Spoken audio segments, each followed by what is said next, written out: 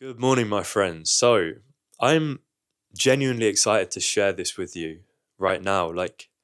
I feel like I've just hit a massive milestone in my life, in my social journey, whatever you want to call it.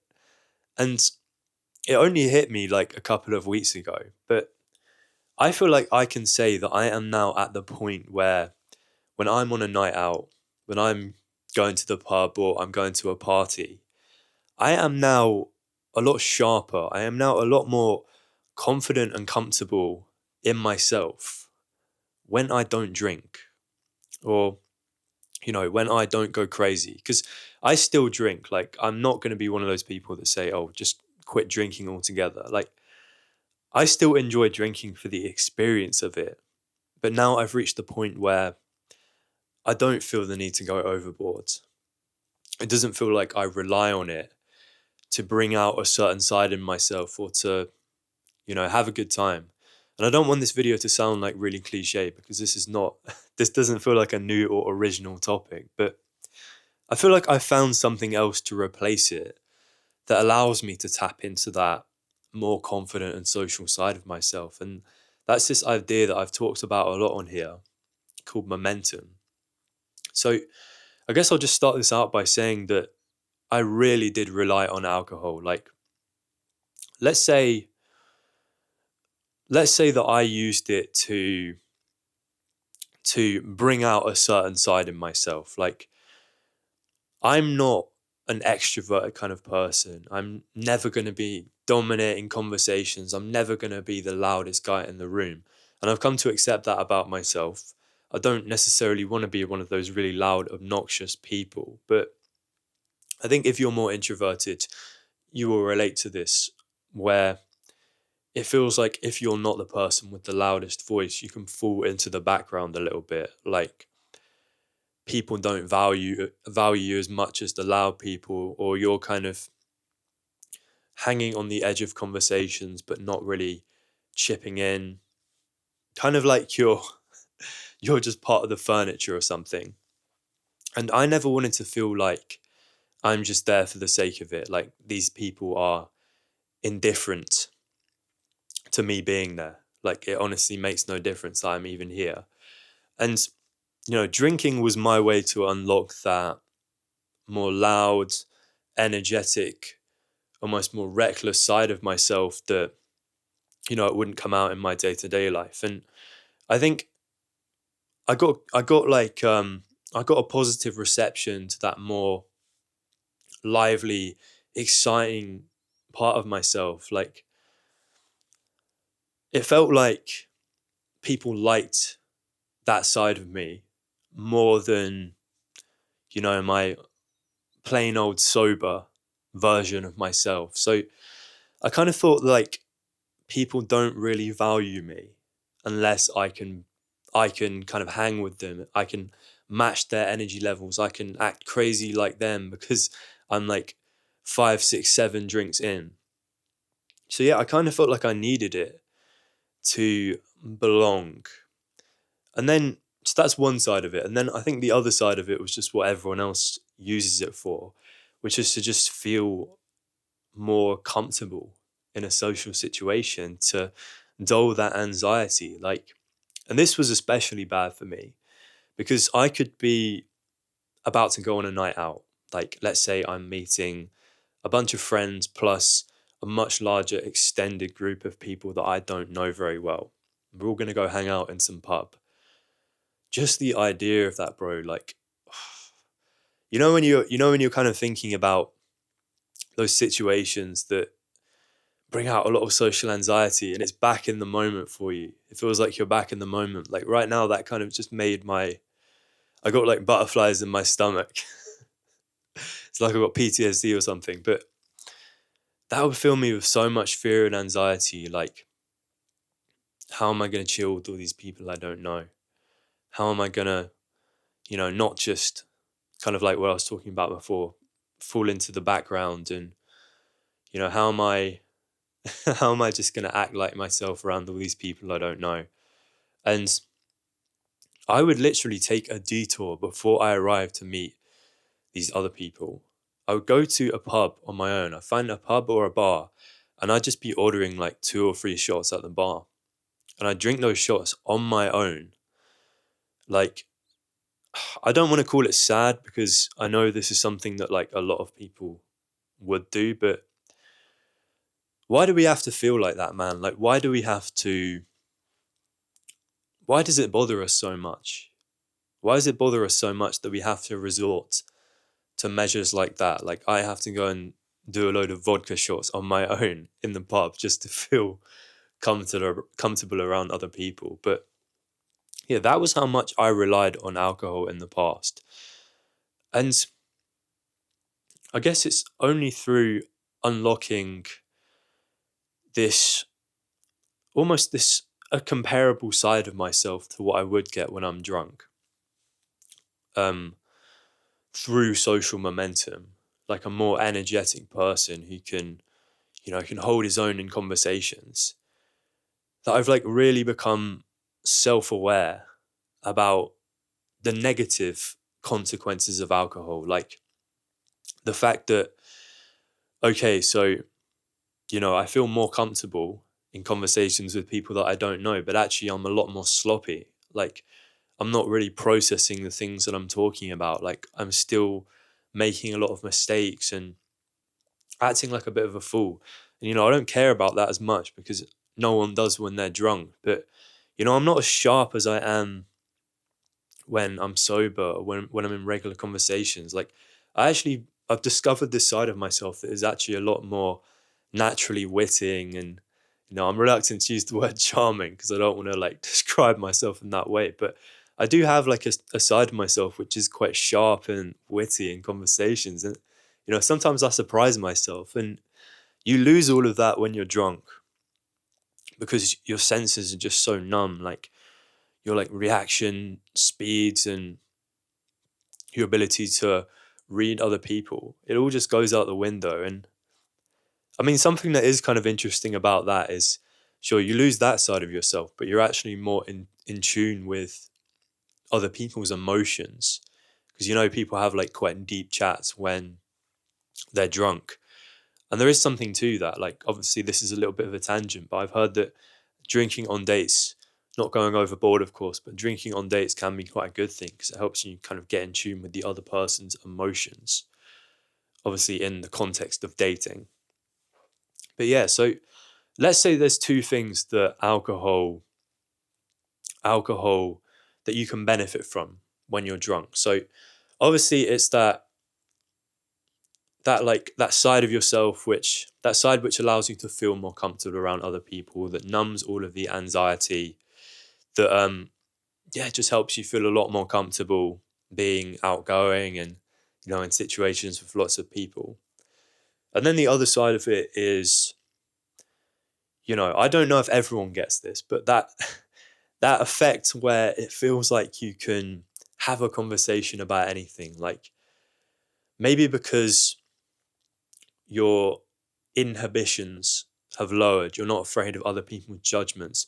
You're not afraid to just talk about the most random, stupid shit ever. Like, when I'm really drunk, it feels like I have an unlimited amount of things to say. And, like, I'll go, like, back and forth with someone really fast, just, like, switching in between, like, the most stupid topics. But it can feel like a really fun and lively conversation. And I had trouble finding that when I was sober. Like why is it why is it that I never run out of things to say when I'm drunk? But when I'm sober, it's like it's awkward and there's awkward silences and stuff. So both of those sides. So the never running out of things to say, the unlimited social topics, and then the level of comfort you feel in conversations.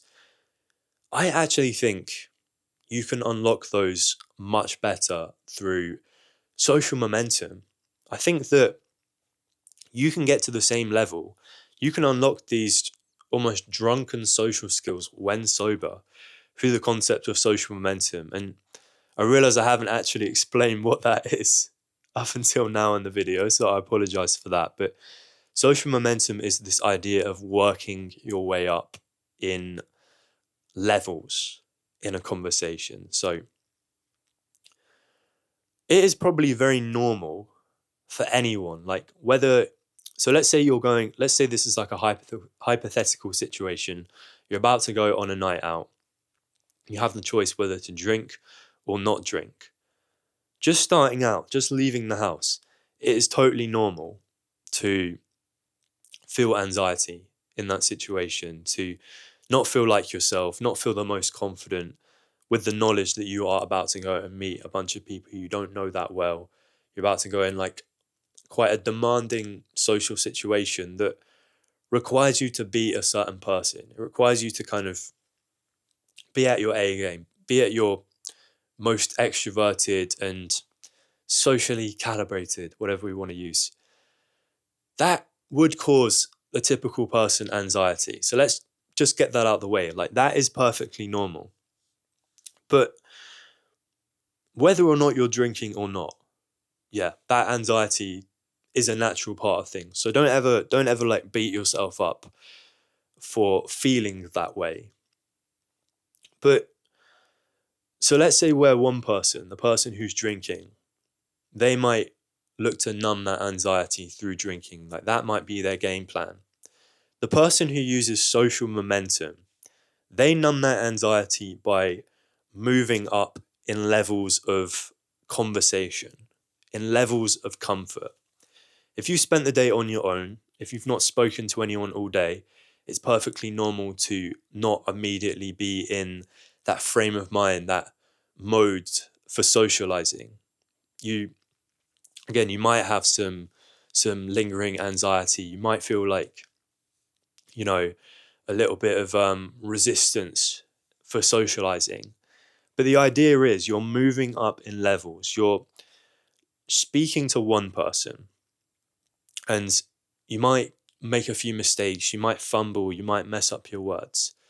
But you've got the hard part out the way. You've ripped off the band-aids, and you've built up a certain level of comfort, which you can take into your next interaction and feel ever so slightly better. So you're speaking to the next person and you feel a little bit less anxious and a little bit more energetic than the conversation before. But you're not quite there yet. And you kind of see where I'm going with this. So imagine level 0 is stone cold sober version of you, hasn't been talking to anyone every day, doesn't feel like socializing. And then level 5 is that super energetic, almost extroverted side of yourself that is able to hold down a conversation with anyone. The conversations are just flowing, doesn't feel like you're making any effort on your part, and you're just having a great time of it. So we want to bridge the gap between level 0 and level 5. And the way we do that is just through warming up. It's just through moving up in increments, allowing yourself to have those first few conversations and mess up. Like, think of it as, okay, this is just like the test run for later on in the night when I reach my social peak. So again, I'm hoping this is all making sense, but I've talked about this story in the past where I was due to go to this work social. It's like this graduate network thing, so it's only other young people who are around my age. Lots of people there that I didn't know, lots of like hot girls as well. And I mean, that situation would typically put me in a lot of anxiety. And the way that I worked my way up, the way that I built that early momentum, and something that I haven't mentioned so far is it's like sometimes it doesn't feel like you have the opportunity to warm up, because if I'm going to meet a bunch of people that I don't really know, it's like whether or not I'm warm, whether or not I'm like not in that social frame of mind yet, doesn't really matter. Like, I'm not really going to have the opportunity to warm up if I'm going to be with the same people all night, because it kind of feels like if I were to initiate that level 1 conversation with them and I mess up, then I'm going to be self-conscious about that all night. So it's best to do it on different groups of people. Like, warm up on someone that you're not going to meet or you're not going to be spending the rest of the night with. So again, for this work social example, I had that in mind. Like, I want to get to a certain level of momentum before I actually go and meet these people. So what I did was I was on the train back from work and I just made small talk with the guy sitting next to me. We just like waffled about football for 2 minutes, and that was enough to take me from level one to level two. And then after that, still wasn't fully feeling that social. So I just bought gum from the shop and exchanged a few words with the shopkeeper. That took me from level two to level three. So by then, I'm literally almost there. Like I'm closing in on my peak. And I was able to go to that work social and feel relatively confident. And then the rest is just history. Like I'm at that level of comfort. I don't have that feeling of anxiety. I can kind of just take things from there. Like I can pretty easily go from level three to level five just by mingling a little bit. But that's still a world of difference from just going straight to that event at a level zero. So yeah, I just urge you to consider that. Like sometimes alcohol isn't all it's cracked up to be. I'm not even that old. Like I'm 23, but even now, versus when I'm 18, alcohol, just like a heavy night of drinking, will put me out for an entire week.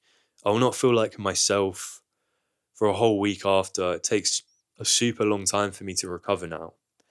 And it actually has a massive effect on my day to day anxiety. Like, I feel noticeably more anxious after a heavy session of drinking. And, it's all about it's all about weighing up what's important to me nowadays. Like, I'd rather just not drink that much, utilize social momentum to achieve literally the same thing with like marginal amount of marginally more effort than like experience that trade-off of just being more anxious for the entire week after that.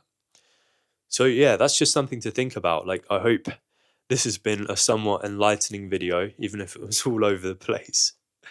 But yeah, man, let me know your thoughts down in the comments if you have any, and I will see you in the next one.